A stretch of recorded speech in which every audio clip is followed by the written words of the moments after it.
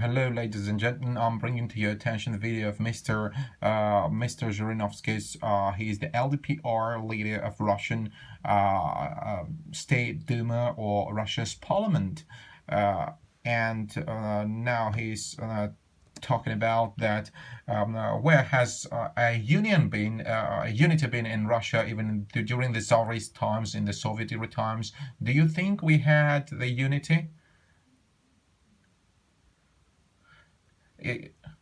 Do you think that during the Yeltsin's time we had the unity? Because we had the slogans of to unite, they are so much beautiful, but they don't work in real life, and we need just practical work to do. And sometimes we speak about the success of China and who has created the Chinese success. Stalin had two choices. He made the stake for Czech and Xi. It was a calm democratic party in China, multi-partite, and they had no particular success in the economy, and we used to pump a lot of money in since 45 to 59, and then American came down there, and the U.S. wanted to bring into war those mighty powers. If we speak about Chinese economic influence upon Russia, and let's have a look about the black caviar. Why do they poison our nation here? And those who are illiterate, they will buy the lowest price, by 500 rubles. We are talking about the glass of water per day with antibiotics. What kind of water and milk are we talking about? Because the supervising board does not supervise properly to make milk for kids a healthier foodstuff. When there has been the first referendum from our radical Puigdemont and something like from Spain, everybody called for taking up arms, and they also took the second run off because Catalonians didn't want to live within Spain, and peacefully they will get out of Spain. We brought together USSR, and we brought together that through power, and then in the end it broke up. Why don't we make an objective evaluation? We create something, then we topple that down. Nobody acts like that. And talking about Russophobia, we have endangered Russophobia. We get out of war. Our allies are America and Britain. Then we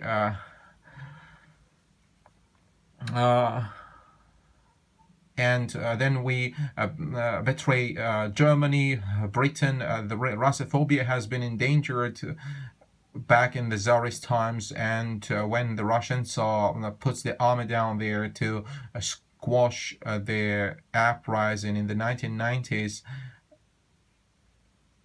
we put down the uprising in Vienna and Budapest, and in 1956 we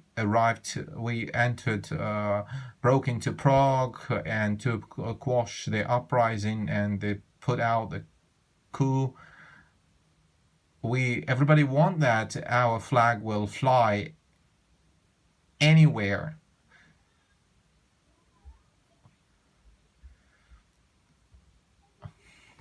Who has created Ukraine or Ukrainization? Read the historic documents of the 1920s, and by force to put into the documents the Russians as the Ukrainian nationals. And now we can see the outcome of that, because they have been forced their another foreign language like the Ukrainian, and the Ukraine and Russia have been put together, and they have finally clashed. Archives up to now are not revealed. We don't want to reveal the archives, and a different history has been delivered at schools, and we turn a blind eye to concentration camps in Austria. Do you think somewhere we have mentioned that fact in the textbooks, and then will genocide will come, Armenian genocide in Turkey in 1950 will come up? And yesterday I reminded the Americans in 1861, where the southern the American South just destroyed thousands of people from the North America. But everybody just got rid of terrorism, and we put up to those thugs the monuments. Catalonians peacefully want to get out of Spain, and we celebrate the anniversaries when we grab the power. Our ancestors did, namely. We don't want to have such a history and those kind of the celebrations, because they are going the wrong way. Even the Americans, they enforced the pro-American regimes in Africa, Chile, and nowadays we can see.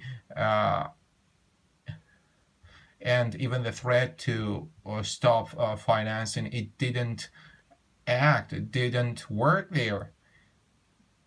And we think that just pumping money into the support of communist regimes around the world, do you think that will work and they will stay with us? Everybody just broke apart and ran away.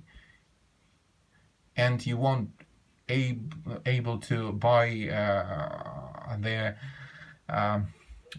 unity even through the bayonets and through force. Just have a look.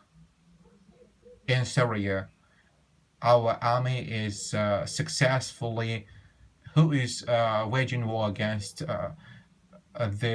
who's just waging war against our army forces. The Russian citizens are participating in the waging war against our forces in Syria. These are the Russian nationals waging war against the Russian official troops. And those Ukrainians even moved there to be able to just annihilate and kill the Russian army anywhere in the world. Why do we have to keep that in secrecy? We'll have to show that when that has been taking place. You show that just 1 year later. Make a very objective and clear-cut evaluation of everything. Why do you reveal that and conceal that? We'll have to participate in discussions, and LDPR, Liberal Democratic Party of Russia, will have to protect Tsarist Russia, and nobody does the protection. We'll have to put up the monument to Nicholas II, who won the Caucasian army. Millions of Russian officials died in Caucasian wars, and the continuation of the Second World War, it has been continued from the First World War. Why we have forgotten about the Russian generals who protected their motherland, which has been always put down and forced down. Those present here, and they reject the regime in Kiev. What's the difference then? The coup in Kiev. What's the difference of Yanukovych from Kerensky? Kerensky fled, and at night they grabbed the power. we can't make the truthful evaluation of our century-long history. We shouldn't just put dirt on the history. We'll have to make a very clear-cut evaluation of the history, and then we'll have powerful and successful. We've got to put the truth up here, to speak the truth as long as we can. So this means that we'll have to reveal the archives, and the truth will emerge. And what has been happening throughout the last 20 and 30 years, and everybody then will learn what has been really going on, and this is the effective way in combating different regimes and moving forward successfully. Thank you for watching.